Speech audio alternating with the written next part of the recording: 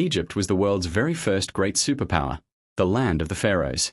About this very Egypt, Prophet Muhammad, peace be upon him, had already said before his passing, "You Muslims will one day conquer Egypt.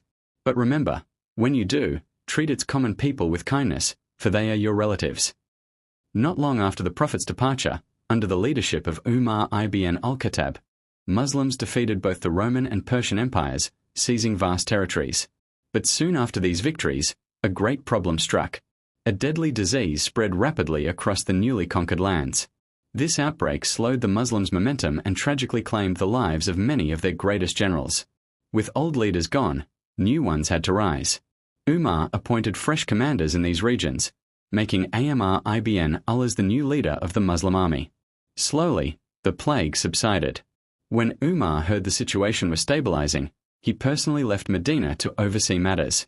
But before departing, he entrusted the entire Arabian Peninsula to Ali ibn Abi Talib, meaning that if anything happened to Umar during this journey, Ali would automatically become the next caliph.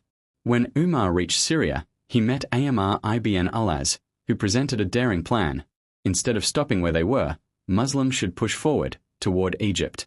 And why Egypt? Because Egypt was no ordinary land. For thousands of years, it had been among the richest and most powerful regions on earth, its greatness even mentioned many times in the Quran. But how did Egypt rise to such power? Around 5,000 years ago, the most valuable resource in the world was water. Whoever controlled water controlled power. And Egypt had the mightiest river of all, the Nile. Its waters attracted people from across the globe, making Egypt the wealthiest and most powerful land. Among its rulers rose King Nama, who united the land and built the world's first kingdom. How do we know this today? From two ancient stone tablets, the oldest Egyptian writings ever found, which depict King Nama himself. Egypt grew stronger and, for the next 1,000 years, stood as the world's only superpower. But absolute power changed the pharaohs. After 1,000 years of dominance, they began believing no one in the universe was greater than them. For the first time in history, a ruler declared himself not just a king, but a god. A new religion forced Egyptians to worship the pharaoh as divine, teaching that paradise was only possible if they remained slaves to their god-king.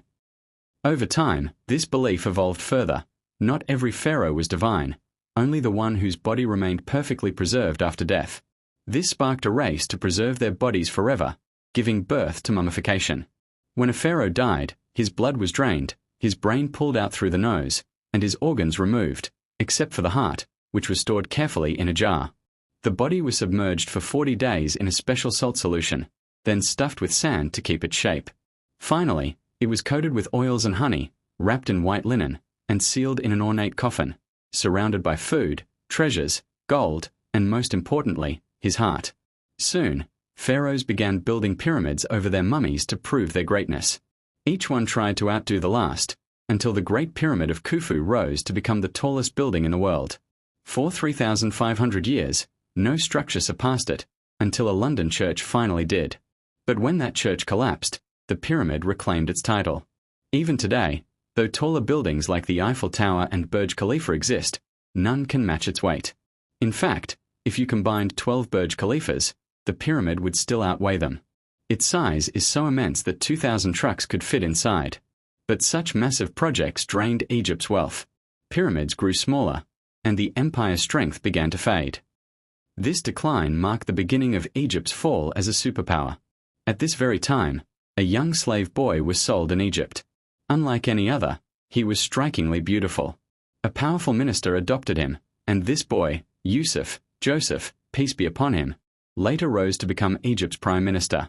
Working with the king, Yusuf saved Egypt's failing economy and restored its power. But after his death, his family, the Israelites, remained in Egypt and grew influential. Eventually, a new pharaoh overthrew the old dynasty and introduced a brutal new system. Outsiders were no longer tolerated. The Israelites were stripped of their rights and enslaved for 400 years. Yet through these centuries, they held on to a promise, that one day, a prophet would come to free them. And then it happened. A soothsayer warned Pharaoh that an Israelite boy would soon be born who would destroy his empire. In fear, Pharaoh ordered the killing of all newborn Israelite boys. Babies were snatched from their mother's arms. But the child he feared, Moses, peace be upon him, escaped death and was raised inside Pharaoh's own palace. We know the story that followed. Musa grew into a prophet, stood before Pharaoh, and demanded freedom for the Israelites. After countless miracles, Pharaoh finally allowed 600,000 Israelites to leave for Palestine. But he soon broke his promise, chasing them with his full army, only to be drowned along with his forces when God miraculously parted the sea for Musa and his people. Curiously, Egyptian records never mention Musa, but the Bible and Quran preserve his story. Still, historians agree on one point. After the death of Pharaoh Ramses, Egypt never returned to its former glory.